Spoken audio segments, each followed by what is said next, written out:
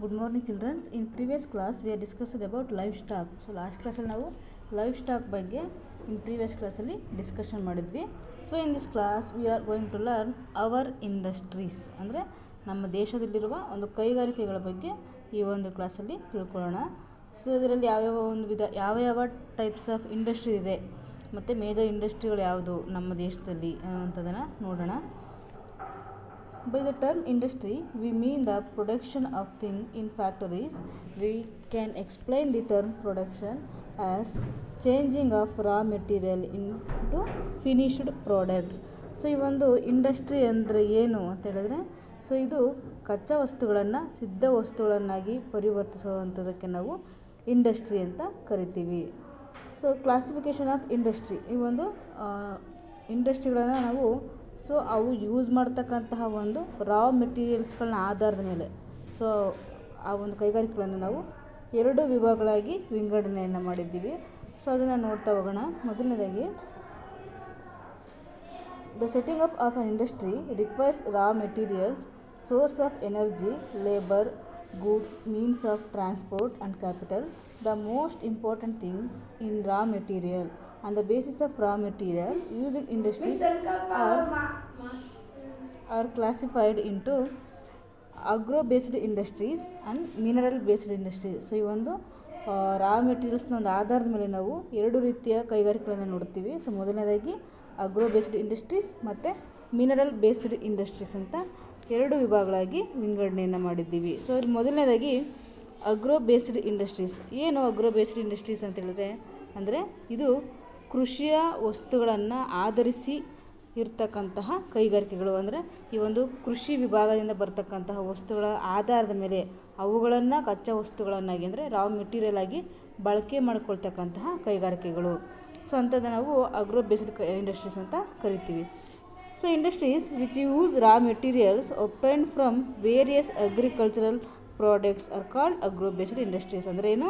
So ನಾನು ಹೇಳ್ದಾಗೇ ಈ ಒಂದು ರಾ ಮೆಟೀರಿಯಲ್ಸ್ ಆಗಿ ಕೃಷಿಯ ಉತ್ಪನ್ನಗಳನ್ನು ಬಳಕೆ ಮಾಡಿಕೊಳ್ಳುತ್ತೆ. ಫಾರ್ ಎಕ್ಸಾಂಪಲ್, ಇವಾಗ ಕೃಷಿ ಅಂದ ತಕ್ಷಣ ನಾವಲ್ಲಿ ಶುಗರ್ ಕೇನನ್ನು ನೋಡ್ತೀವಿ, ಹಾಗೆಯೇ ರೈಸ್, ಭತ್ತ, ಹಾಗೆಯೇ ಗೋಧಿ, ಸೊ ಇವುಗಳನ್ನು ನೋಡ್ತೀವಿ. ಸೊ ಇವಾಗ ಕಬ್ಬನ್ನು ಸಕ್ಕರೆಯಾಗಿ ಶುಗರಾಗಿ ಪರಿವರ್ತನೆ ಮಾಡ್ತಾರೆ. ಅಂದರೆ ಎಲ್ಲಿ ಅದನ್ನ ಸಕ್ಕರೆಯಾಗಿ ಪರಿವರ್ತನೆ ಮಾಡೋದು? ಇಂಡಸ್ಟ್ರಿಗಳಲ್ಲಿ. ಅಂದರೆ ಅದಕ್ಕೆ ಬೇಕಾಗಿರ್ತಕ್ಕಂಥ ರಾ ಮೆಟೀರಿಯಲ್ ಯಾವ ಒಂದು ವಲಯದಿಂದ ಬರುತ್ತೆ ಅಂತ ಹೇಳಿದ್ರೆ ಕೃಷಿ, ಹೌದಲ್ವಾ? ಸೊ ಕೃಷಿಯ ವಸ್ತುಗಳನ್ನು ಬಳಕೆ ಮಾಡ್ಕೊಳ್ತಕ್ಕಂತಹ ಒಂದು ಕೈಗಾರಿಕೆಗಳನ್ನು ಅಗ್ರೋ ಬೇಸ್ಡ್ ಇಂಡಸ್ಟ್ರೀಸ್ ಅಂತ ಕರಿತೀವಿ. Second one, mineral based industries. So industries which use raw materials obtained from various mineral products like iron, steel industry, oil refining industry, electrical goods industry, etc. are called mineral based industries. So ಈ mineral industry ಅಂತ ಹೇಳಿದಾಗ ಇದು ಈ ಒಂದು ಮಿನರಲ್ಗಳನ್ನು ಅಂದರೆ ಖನಿಜಗಳನ್ನು ಆಧರಿಸಿ ಇರ್ತಕ್ಕಂತಹ ಒಂದು ಕೈಗಾರಿಕೆಗಳು. ಸೊ ಸ್ಟೀಲ್ ಇಂಡಸ್ಟ್ರಿ ಇರ್ಬೋದು, ಆಯಿಲ್ ರಿಫೈನರಿ ಇರ್ಬೋದು, ಅದೇ ರೀತಿ ಎಲೆಕ್ಟ್ರಿಕಲ್ ಗೂಡ್ಸ್ ಇಂಡಸ್ಟ್ರಿ. ಸೊ ಇವುಗಳನ್ನು ನಾವು ಈ ಒಂದು ಮಿನರಲ್ ಬೇಸ್ಡ್ ಇಂಡಸ್ಟ್ರಿಗೆ ಎಕ್ಸಾಂಪಲ್ ಆಗಿ ಕೊಡ್ಬೋದು. On the basis of size, the number of persons employed and the type of goods produced as well as the amount of capital used industries are classified into 3 types. So ಈ ಒಂದು minerals ಇಂಡಸ್ಟ್ರಿನ ನಾವು 3 ವಿಧಗಳಾಗಿ ವಿಂಗಡಣೆ ಮಾಡಿದ್ದೀವಿ. So ಯಾವ ಒಂದು base ಮೇಲೆ ಅಂತ ಹೇಳಿದ್ರೆ ಒಂದೊಂದು ಕೈಗಾರಿಕೆಗಳು ಸಹ ಒಂದಷ್ಟು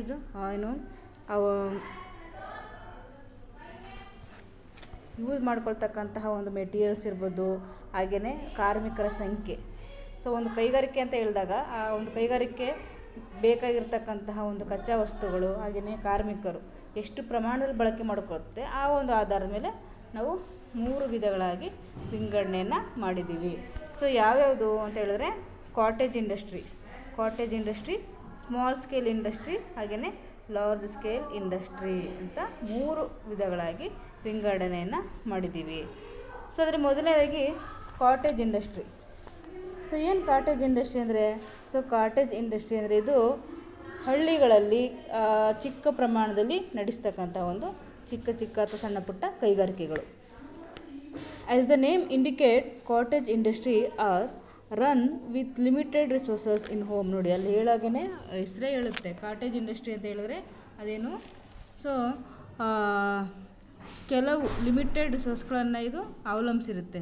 ಅಂದರೆ ಆ ಒಂದು ಹಳ್ಳಿಯಲ್ಲಿ ಸಿಗುವಂತಹ ಅಥವಾ ಸ್ಥಳೀಯವಾಗಿ ಸಿಗ್ತಕ್ಕಂಥ ಸಂಪನ್ಮೂಲಗಳನ್ನು ಇದು ಬಳಕೆ ಮಾಡಿ ಬಳಸ್ಕೊಂಡು ನಡೆಸ್ತಕ್ಕಂತಹ ಒಂದು ಕೈಗಾರಿಕೆ.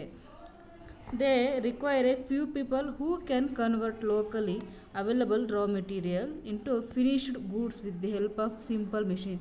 ಅಂದರೆ ಇದು ಲೋಕಲಾಗಿ ಸಿಗ್ತಕ್ಕಂಥ ಪೀಪಲ್ಸನ್ನು ಇದು ಬಳಕೆ ಮಾಡ್ಕೊಳ್ಳುತ್ತೆ. ಅದರಲ್ಲೂ ಸೊ ಅಲ್ಲಿ ಲೋಕಲಾಗಿ ಸಿಗ್ತಕ್ಕಂತಹ ಒಂದು ಮೆಟೀರಿಯಲ್ಸನ್ನು ಅವರನ್ನೇ ಫಿನಿಶಿಂಗ್ ಮಾಡ್ತಕ್ಕಂಥದ್ದು, ಬೇರೆ ಕಡೆಯಿಂದ ಕರೆಸ್ಕೊಳ್ಳುವಂತಹ ಒಂದು ಕೈಗಾರಿಕೆಗಳಲ್ಲ. ಫಾರ್ ಎಕ್ಸಾಂಪಲ್ ಬಾಚಣಿಗೆ, ಬಿದಿರು, ಮತ್ತು ಯಾವುದು ಬುಟ್ಟಿ ಎಣಿಯುವಂಥದ್ದು, ಚಾಪೆ ಎಣಿತಕ್ಕಂಥದ್ದು. ಸೊ ಅದೆಲ್ಲ ಏನು ಹಳ್ಳಿಗಳಲ್ಲೇ ಸಿಗುತ್ತೆ. ಸೊ ಅಲ್ಲಿರೋ ಜನರನ್ನೇ ಯೂಸ್ ಮಾಡಿಕೊಂಡು ಅವರು ಅದನ್ನು ಒಂದು ಫಿನಿಶಿಂಗ್ ವಸ್ತುವಾಗಿ ಅದನ್ನ ಮಾಡ್ತಾರೆ, ಹೌದಲ್ವಾ. ಸೊ ಅಂತಹದಕ್ಕೆ ನಾವು ಏನಂತ ಕರಿತೀವಿ, ಕಾಟೇಜ್ ಇಂಡಸ್ಟ್ರಿ ಅಂತ ಕರಿತೀವಿ. For example cloth weaving, toy making. ನೋಡಿ ಕೊಟ್ಟಿದ್ದಾರೆ ಎಕ್ಸಾಂಪಲ್ಗೆ, cloth weaving, toy making, shoes, furniture, baskets etcetera. ನೋಡಿ ಇದೆಲ್ಲ ಮಾಡ್ತಕ್ಕಂಥದ್ದಲ್ಲಿ ಕಾಟೇಜ್ ಇಂಡಸ್ಟ್ರಿಗಳಲ್ಲಿ ಇದು ಲಿಮಿಟೆಡ್, ಜಾಸ್ತಿ ಜನ ಬೇಕಾಗಿರಲ್ಲ, ಜಾಸ್ತಿ ಅವ್ರಿಗೆ ಕಚ್ಚಾ ವಸ್ತುಗಳೇನು ಅಥವಾ ರಾ ಮೆಟೀರಿಯಲ್ಸ್ ಸಹ ಬೇಕಾಗಿರಲ್ಲ. ಸೊ ಅಂತಹ ಒಂದು ಇಂಡಸ್ಟ್ರಿಗಳು ಕಾಟೇಜ್ ಇಂಡಸ್ಟ್ರಿಗಳಾಗಿರುತ್ತೆ. ಸೊ ಹಾಗೆಯೇ next one small scale industry. So ಏನು ಹಂಗಂದರೆ ನೋಡೋಣ.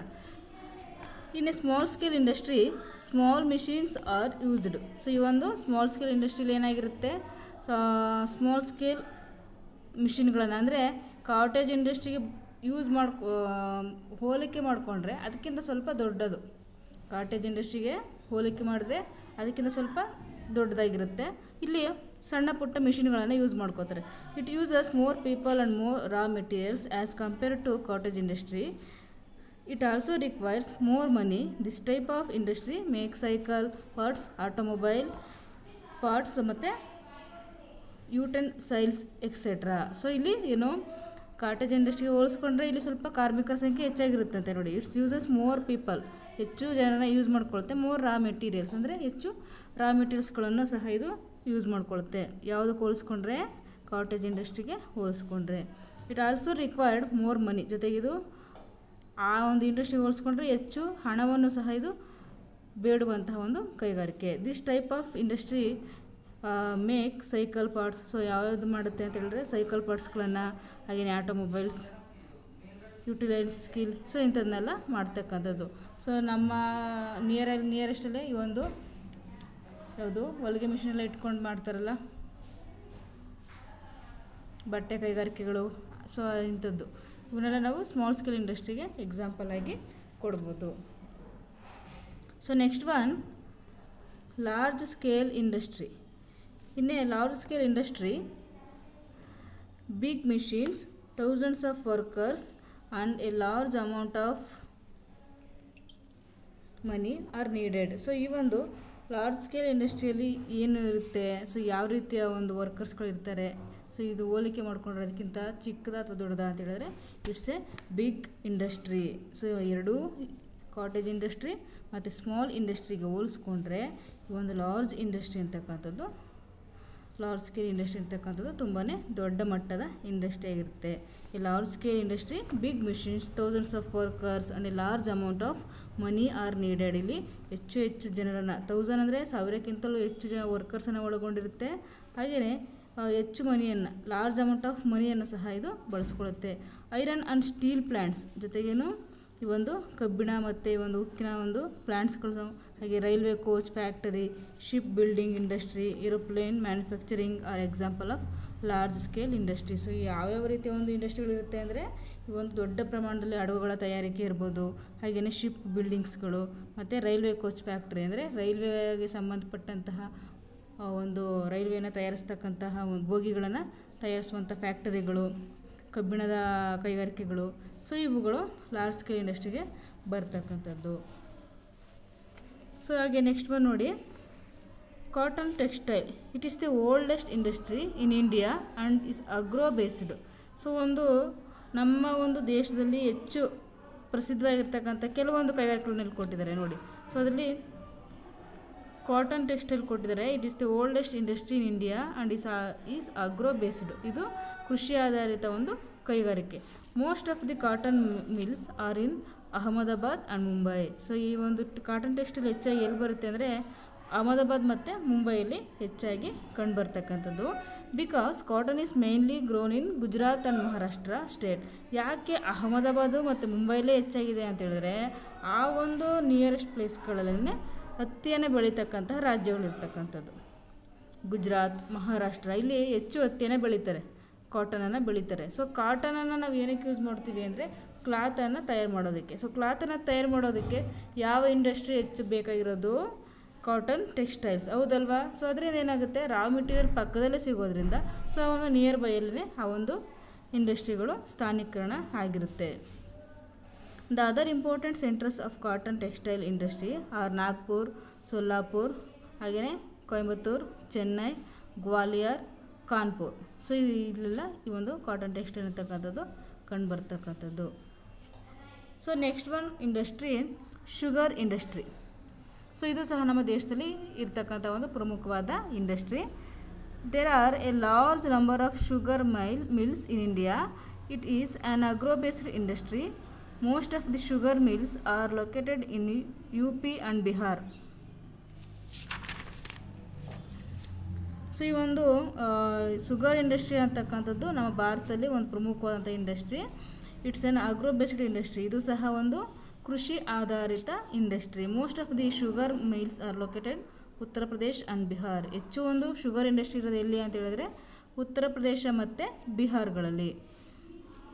There are sugar mills in Maharashtra, Tamil Nadu and some other state of India. So ಇದಲ್ಲದೆ ಒಂದಷ್ಟು ಪ್ರಮಾಣದಲ್ಲಿ ಕಂಡುಬರ್ತಕ್ಕಂಥದ್ದು ಈ ಒಂದು ಇಂಡಸ್ಟ್ರಿ ಅಂತ ಹೇಳಿದ್ರೆ ಮಹಾರಾಷ್ಟ್ರ, ತಮಿಳುನಾಡು, ಸೊ ನಮ್ಮ ಒಂದು ಕರ್ನಾಟಕದಲ್ಲೂ ಸಹ ಇದೆ. ಸೊ ಹೀಗೆ ಇಲ್ಲೊಂದು ನಾವು ಸ್ಟೇಟ್ಗಳಲ್ಲಿ ಈ ಒಂದು ಶುಗರ್ ಇಂಡಸ್ಟ್ರಿಗಳು ಕಂಡುಬರುತ್ತೆ. ಬಟ್ ಹೆಚ್ಚಾಗಿ ಲೊಕೇಟೆಡ್ ಆಗಿರೋದು ಎಲ್ಲಿ ಅಂತ ಹೇಳಿದ್ರೆ ಉತ್ತರ ಪ್ರದೇಶ್ ಮತ್ತು ಬಿಹಾರಲ್ಲಿ. India is the largest producer of sugar in the world. It export sugar to other countries also. ನೋಡಿ, ನಮ್ಮ ಇಡೀ ಒಂದು ಪ್ರಪಂಚದಲ್ಲೇ ಹೆಚ್ಚು ಶುಗರ್ ಕೇನನ್ನು ಉತ್ಪಾದನೆ ಮಾಡ್ತಕ್ಕಂಥದ್ದು, ಪ್ರೊಡ್ಯೂಸ್ ಮಾಡ್ತಕ್ಕಂಥದ್ದು ಯಾವ ಒಂದು ರಾಷ್ಟ್ರ ಅಂದರೆ ನಮ್ಮ ಒಂದು ಇಂಡಿಯಾ. ಸೊ ಅದು ಯಾವ ಒಂದು ಉತ್ಪಾದನೆ ಹೆಚ್ಚಾಗಿದೆ ಅಂತ ಹೇಳಿದ್ರೆ ಸೊ ಹಾಗಾದ್ರೆ ನಾವು ಶುಗರ್ ಕೇನ ನಾವು ಹೆಚ್ಚು ಬಳಸ್ತೀವಿ, ಹೆಚ್ಚು ಪ್ರೊಡ್ಯೂಸ್ ಮಾಡ್ತೀವಿ ಅಂತ ಹೇಳ್ಕೊಬೋದು. It's export sugar to other country also. ಅಂದರೆ ಬೇರೆ ದೇಶಗಳಿಗೂ ಸಹ ಹೆಚ್ಚು ಉತ್ಪಾದನೆ ಮಾಡಿ ಅದನ್ನ ರಫ್ತು ಸಹ ಮಾಡ್ತಾ ಇದೆ. So next one other industry. So ಇದಲ್ಲದೆ ಬೇರೆ ಬೇರೆ ಯಾವ ರೀತಿಯ ಒಂದು ಇಂಡಸ್ಟ್ರಿಗಳಿದೆ.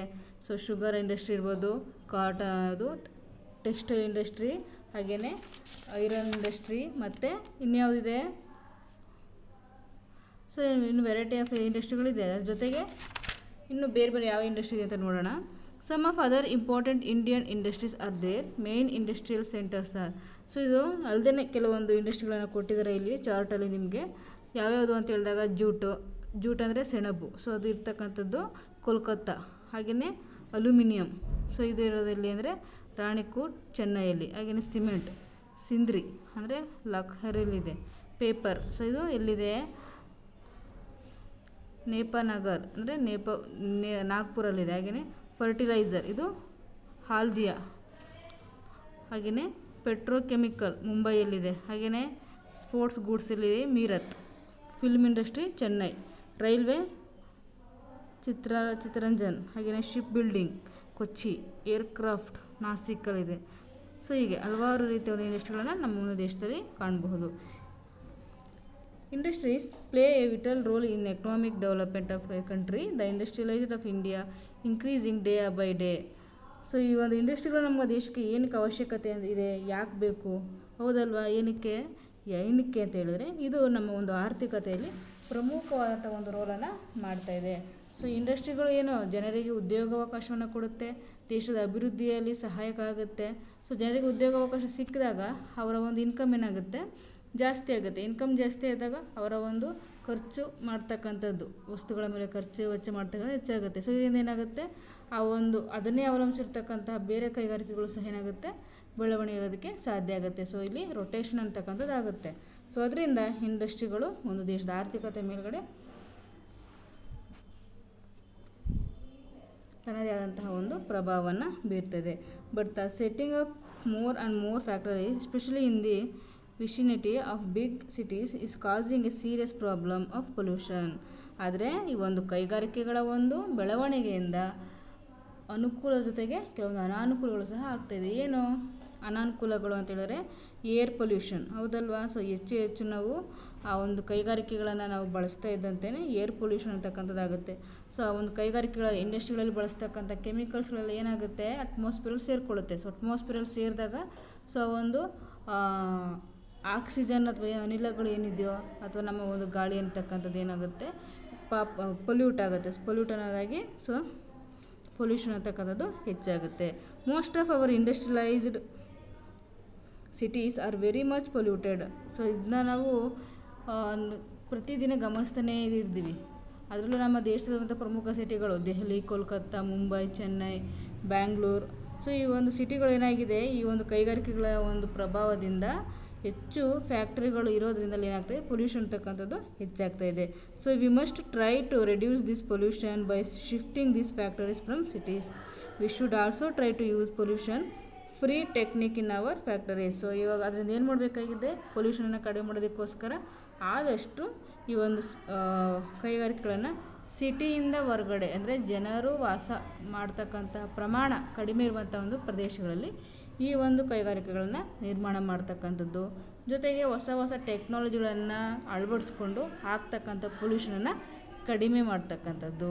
ಸೊ ಈ ರೀತಿ ಮಾಡಿದಾಗ ಏನಾಗುತ್ತೆ, ಪೊಲ್ಯೂಷನ್ ಅಂತಕ್ಕಂಥದ್ದು ಕಡಿಮೆ ಆಗುತ್ತೆ. ಸೊ ಇದಿಷ್ಟು ಏನು ನಿಮ್ಮ ಒಂದು ಅವರ್ ಇಂಡಸ್ಟ್ರಿಯಲ್ಲಿ ಬರ್ತಕ್ಕಂಥ ಕೆಲವೊಂದು ವಿಷಯಗಳು. ಸೊ ಇದಿಷ್ಟನ್ನು ನೀವು ಮನೆಯಲ್ಲಿ ರೀಡ್ ಮಾಡಿ ಪ್ರಾಕ್ಟೀಸ್ ಮಾಡಿ. ಸೊ ನೆಕ್ಸ್ಟ್ ಕ್ಲಾಸಲ್ಲಿ ನಾವು ಮೀನ್ಸ್ ಆಫ್ ಟ್ರಾನ್ಸ್ಪೋರ್ಟ್ ಲೆಸನ್ ಬಗ್ಗೆ ನೋಡೋಣ. Thank you.